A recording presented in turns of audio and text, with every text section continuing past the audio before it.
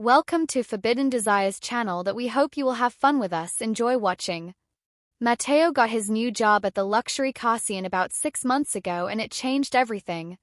He had always been ambitious, but I never expected him to land something so lucrative at just 24. He's making more money now than I did in my first 10 years of teaching combined. I should feel proud and I do, but there's also something else, something I can't quite name. Maybe it's the way he walks through the house now, his confidence settling into his bones like he's finally found his place in the world, or the way he talks about the cities he's been to, the clients he meets, the roads he's driven on. He's living a life I've never seen before. One I only glimpse through the photographs he takes on his phone and the stories he tells over dinner. Jacob listens with his usual quiet patience, nodding at the appropriate moments, laughing when Matteo makes a joke. My husband is steady like that, predictable in a way that used to comfort me. But lately, I find myself watching Matteo more than Jacob. Caught between admiration and something deeper, something I don't dare acknowledge, Matteo notices things about me that Jacob doesn't. Mom, your hair looks different, he said last week as we stood in the kitchen, his hand casually resting on the counter as he watched me chop vegetables for dinner. I glanced at him, caught off guard. You think so? He nodded, his gaze lingering just a little too long. Yeah, it suits you. Jacob, sitting at the dining table, scrolling through his phone, didn't even look up that night. I stood in front of the mirror longer than usual, studying my reflection. The hair wasn't new, just a slight change in the way I styled it. But Matteo had noticed the first time I really felt it was on a Saturday afternoon. I had spent the morning grading papers and decided to treat myself to a new outfit, something fun, something that reminded me I was more than just a teacher, more than just a wife. I settled on a pair of fitted jeans and a sleeveless blouse, something casual but flattering. When I came downstairs, Matteo was sitting on the couch, scrolling through his phone. He looked up and for a split second something passed between us, a flicker of surprise, maybe even approval, before he quickly mated it with an easy smile. You going somewhere? He asked. Just out for a bit. You look good. 3 simple words. But the way he said them, the way his eyes held mine for just a second longer than necessary, sent a ripple through me. I left the house with my heart beating a little too fast. Since then, the moments had been piling up like pebbles on the shore.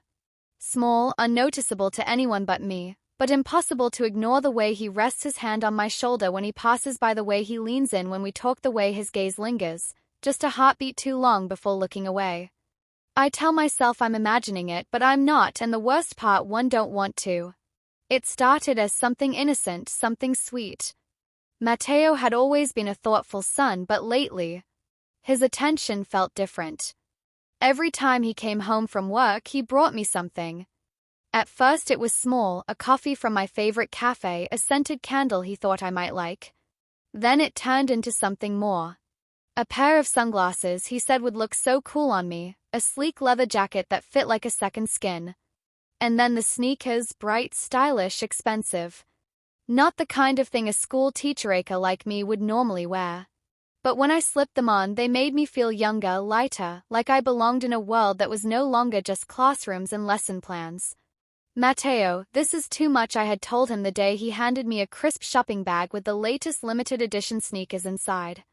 You should be saving your money, not spending it all on me. He just grinned, leaning back against the kitchen counter. Arms crossed in that easy, confident way. He carried himself.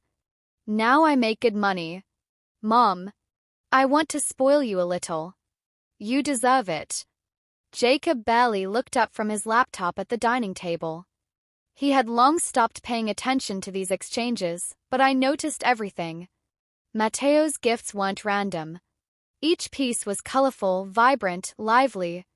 Things that breathed energy into my wardrobe, into me. It was almost ironic because Matteo himself never strayed from black and white. You know, you dress like you're going to a funeral every day. I teased one evening as he handed me a new blouse in a rich, jewel-toned green. He smirked, shrugging. I like simple things, but you should stand out. I felt my face warm at that, an unfamiliar thrill creeping up my spine. Then there were the compliments. They started subtly at first, casual, tossed into conversation like they were nothing. That color looks great on you. Your hair's nice like that. You're the coolest teacher ever. No wonder all your students love you. Jacob never said things like that, not anymore. I told myself that was why it felt so good, why my heart gave a little jolt whenever Matteo said something like that. Whenever I caught him looking at me in a way that didn't quite feel normal. Then came the night at the beach. Had been a long week. I was exhausted from grading, from meetings, from just everything. The walls of the house felt too small and I needed airspace. Let's go for a walk, I said impulsively one evening as Matteo lounged on the couch. The beach is nice at night. I expected him to say no. He usually spent his nights playing video games or watching car reviews on YouTube, but he surprised me. All right, he said, standing up and stretching. Let's go. The air was crisp but not cold, the waves rolling gently against the shore.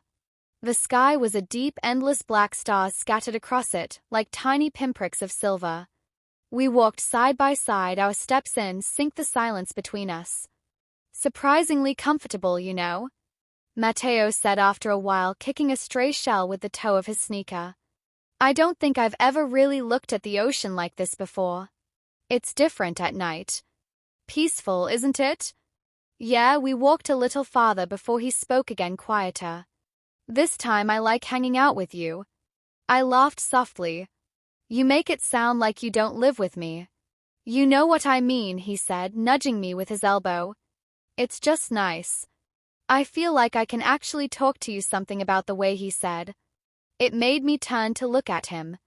His face was illuminated by the faint moonlight, his expression open, unguarded. There was something in his eyes that made my breath hitch, something I couldn't quite put a name to. A current passed between us. I felt it as surely as I felt the wind on my skin, the sand beneath my feet, a pull, a connection that had always been there but had never felt quite like this before. I looked away first. We should probably head back. Yeah, he murmured, but he didn't move right away. Neither did I. When we finally did, our hands brushed for the briefest moment. I told myself it was nothing, just an accident, but my fingers still tinged from the touch. I didn't know what to do with what I was feeling. I wasn't even sure I wanted to know. I had gone to the mall that afternoon with nothing particular in mind, just a simple errand, something to fill the time, to break the routine. But as I wandered through the sleek aisles of the men's store, my fingers grazing the cool fabric of neatly folded shirts, I found myself pausing longer than I expected. Matteo never bought clothes for himself. He was simple like that. His closet was a sea of black and white monochrome, safe, predictable. But as I moved through the racks, something caught my eye. A light pink t-shirt, soft to the touch, perfectly tailored, the kind of color that would complement his hair and skin in a way he had probably never considered. It was a little impulsive, maybe even silly, but I bought it. I told myself it was just a small gift, a way of returning all the surprises he had given me, thoughtful gesture, nothing more. When I got home, Matteo was sitting in the living room, one arm slung over the back of the couch, lazily scrolling through his phone. Hey, I greeted, stepping inside and setting the shopping bag on the coffee table in front of him. He looked up, curious. What's that for you? I said simply. Try it on. He sat up, reaching for the bag with mild amusement. You got me something, just a little something. Humor me. Matteo pulled the shirt from the bag, unfolding it with a small skeptical smirk. Pink, light pink, I corrected, and trust me. It'll look great on you. He chuckled, holding it up against his torso. I don't know, Mom, just try it, I urged, crossing my arms. Come on. I got the size right and everything. With a shake of his head and a smile, he stood up, gripping the hem of his black t-shirt, and then he pulled it off. I don't know what I expected, but the moment his shirt hit the floor, something shifted. I had seen Matteo shirtless before. Of course I had, he was my son. This wasn't new, but something about it. The casual way he stripped in front of me without a second thought, the way the late afternoon light from the window hit his skin, the quiet intimacy of the moment. It did something to me. My C****** T tightened. I swallowed, forcing myself to stay composed. Wow, I murmured. Before I could stop myself, Matteo looked up, amused. Wow. What? I recovered quickly, laughing it off, hoping he hadn't caught the hesitation in my voice. Wow, as in, you look great now, put the shirt on before you change your mind. He grinned, slipping the pink t-shirt over his head, letting it fall into place, and just like I had imagined it, suited him perfectly. Matteo turned to the mirror, tilting his head as he examined himself. Ha, he mused. I actually like this. I smiled, relieved that he did. Told you. He turned back to me, his eyes warm. Thanks. Mom, this was 1.2s really nice of you. Something in the way, he said. It made my breath catch for just a second. But then he was laughing, flexing his arms dramatically. You think it'll make me look tougher? I rolled my eyes, pushing his shoulder playfully. Oh yeah, Matteo. Nothing screams intimidating like pastel pink. He grinned, the moment light again. But later that night, as I lay in bed, I found myself replaying that brief instant, the way my breath had caught, the way my heart had stuttered at the sight of him. I told myself it was nothing, just a moment, nothing more. That night, as I lay in bed staring at the ceiling, I felt a strange, heavy silence settle over me. It was the kind of silence that crept into the spaces between thoughts, between the rhythm of my breathing and the slow tick of the clock on the nightstand. Jacob was beside me, already asleep. His back turned like always. I could hear his steady breathing, the faint sound of his occasional sigh as he drifted deeper into slumber. But my mind was elsewhere. I was thinking about the way Matteo had looked at himself in the mirror earlier, the way his smile had stretched across his face when he realized how good the color looked on him, how happy he had been that I had thought of him, that I had chosen something just for him. It was such a simple thing, t-shirt color moment. And yet it stayed with me. I turned onto my side, away from Jacob, pressing my cheek into the pillow. My thoughts betrayed me, drifting into a place I hadn't allowed them to go before. What if Matteo wasn't my son?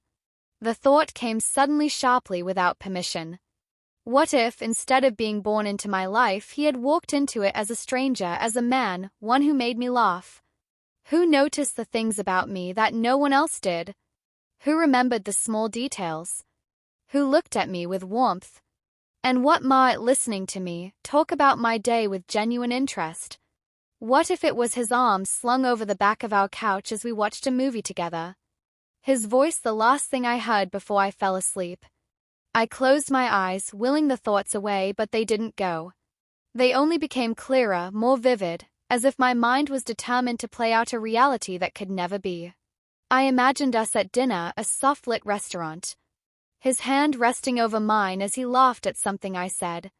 I imagined lazy Sunday mornings, his voice murmuring against my ear as he pulled me closer. I imagined dancing in the kitchen, my head resting against his C*******, feeling his heart beat beneath my palm.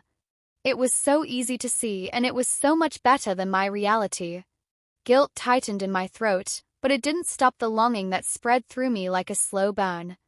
I shifted, glancing at Jacob's sleeping form, at the man I had chosen all those years ago, the man who had stopped seeing me, the man who had become a fixture in my life rather than a partner in it. And then I thought of Matteo, the way he looked at me, the way I had begun to look at him. I turned onto my back again, exhaling slowly, staring at the ceiling. This wasn't something I could say out loud. This wasn't something I could ever act on, but in the quiet of my own mind, in the space between dreams and reality, I allowed myself to stay in that other life for just a little longer because, unfortunately, I liked it better. My story ends here. If you feel that this story is meaningful and brings useful lessons, please like and subscribe to the channel to support me. Thanks for listening, and see you in the next videos.